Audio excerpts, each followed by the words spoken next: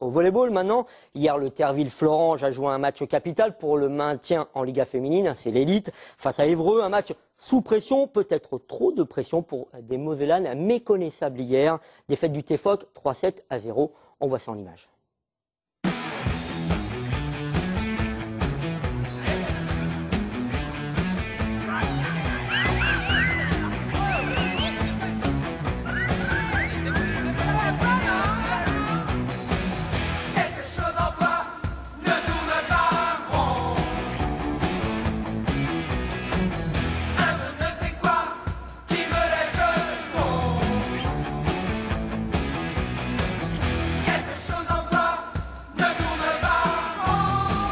Ce je ne sais quoi qui ne tourne pas rond, Terville-Florange en connaît la cause, la pression d'un match capital pour le maintien en élite face à un concurrent direct, Évreux.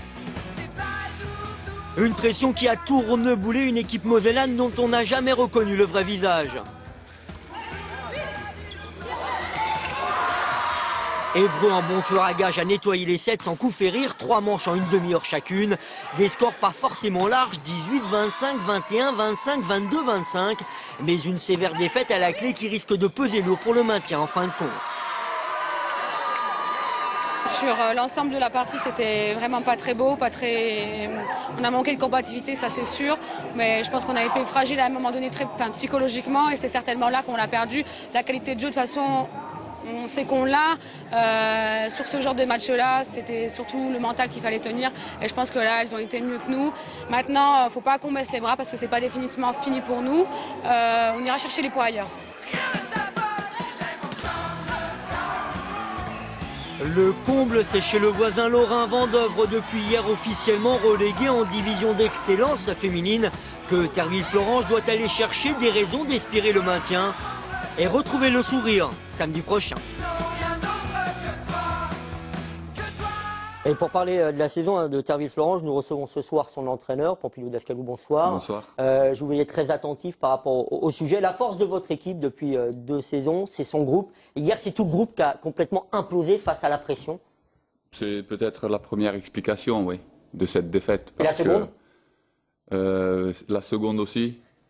La plus importante, forcément. Après, il y a eu des défaillances individuelles, mais c'est surtout collectivement qu'on n'a pas réussi à évoluer. C'était ça notre force. C'est grâce à ça qu'on a réussi à sortir quelques résultats, certes, mais surtout des prestations dignes de la Ligue A.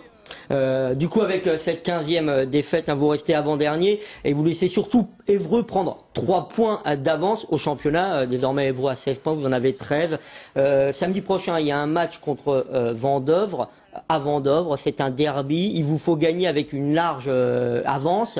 Comment vous allez préparer cette semaine pour remotiver votre groupe psychologiquement? Vous avez des doutes, vous ne savez pas comment faire aujourd'hui? Je ne sais pas exactement parce que depuis le début de la saison, on a eu des moments, j'avais l'habitude de dire, qui ont bouleversé en quelque sorte la théorie du sport de haut niveau. Donc on a connu des semaines très difficiles et on a fourni des prestations d'une grande qualité.